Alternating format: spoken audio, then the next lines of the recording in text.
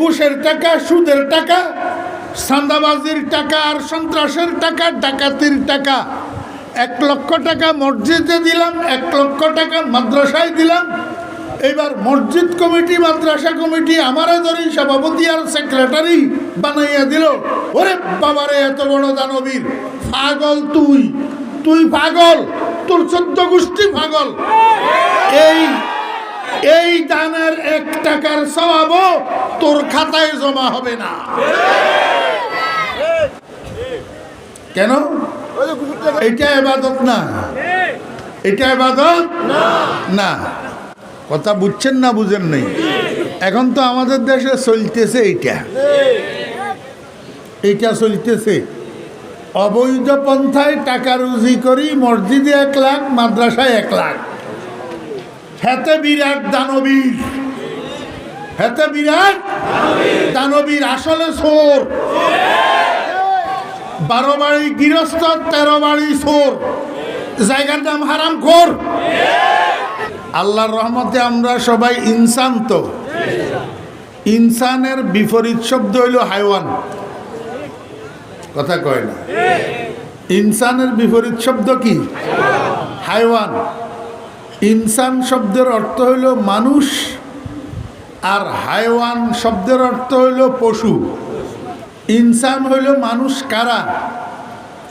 জায়েদ, ওমর, বকর, খালেদ, সলিমুদ্দি, কলিমুদ্দি, সেরুমিয়া, রেজুমিয়া, রহমত আলী, শরবত আলী। আর জানোয়ার কারা? গরু, ছাগল, সাপ, বিচ্ছু, শিয়াল, কুকুর। ঠিক আছে নি? এখন আল্লাহ আমরারে কি বানাইছে? মানুষ। কি বানাইছে? মানুষ হিসাবে আমরা 2 দলের অন্তর্ভুক্ত। কারণ 1 দল মানুষ, আরেক দলের নাম জিন। আল্লাহ কিন্তু মানুষের কথা আগে বলে নাই, বলছে জিনের কথা আগে। ওয়ামা খালাকতুল ইনসানা, না, ওয়ামা খালাকতুল জিন্না ওয়াল ইনসানা। আগে কইছে জিন, পরে কইছে কি? মানুষ। কারণ পৃথিবীতে আল্লাহ আগে মানুষ বানাইছে না আগে জিন বানাইছে? আগে জিন বানাইছে। এখন আমরা মানুষ হিসাবে এই 2 দলের 1 দলের অন্তর্ভুক্ত। সেই হিসাবে আল্লাহ পাক আমাদেরকেও বানাইছে আল্লাহর ইবাদতের জন্য। এই কথাটা সবাই মানেন কি না? স্বীকার করেন?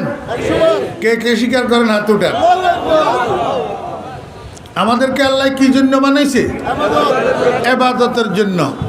এখন ইবাদত কয় কারে? এইটা বুঝতে হবে। ইবাদত বলে যে কোনো সৎ কাজ আল্লাহর হুকুম পালনের উদ্দেশ্যে করা, এটার নাম ইবাদত। এটার নাম কি? আমার কথা কয় না, সবাই করতে হইব। আল্লাহর হুকুম পালন করার নাম ইবাদত।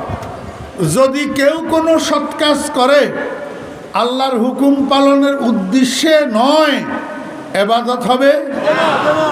উদাহরণ, দৃষ্টান্ত, নামাজ ইবাদত কিনা? সূর্য উদয়ের সময় পড়লে ইবাদত হবে? সূর্য স্থির অবস্থায় পড়লে ইবাদত হবে? সূর্য অস্তে যাওয়ার সময় পড়লে ইবাদত হবে? মহিলারা মাসিক স্রাব অবস্থায় পড়লে ইবাদত হবে? কেন? এই সময়গুলোর মধ্যে নামাজ পড়ার আল্লাহর হুকুম নাই। ও বুঝাইতে পারছি নি? রোজা রাখা ইবাদত নি? ঈদের দিন রোজা রাখলে ইবাদত হবে? কেন? আল্লাহর হুকুম।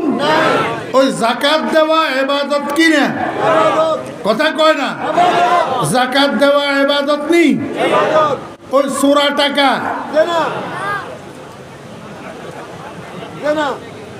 ডাকাতির টাকা, সন্ত্রাসের টাকা, চাঁদাবাজির টাকা, সুদের টাকা, ঘুষের টাকা পাহাড় পরিমাণ হইলেও যাকাত ফরজ হবে না। জি,